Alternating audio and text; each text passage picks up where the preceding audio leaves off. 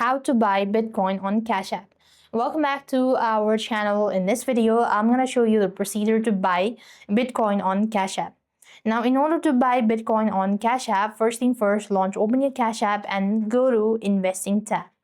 When you go to the Investing tab, you could find a lot of assets, select Bitcoin from the list and go to Buy button.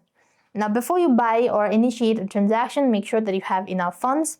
Next, you want to select standard amount, $10, $50, $100, or just tap on the ellipsis icon to enter a customized number or an amount as well. As you've done that, you want to go ahead and enter the PIN or use a touch or Face ID to verify.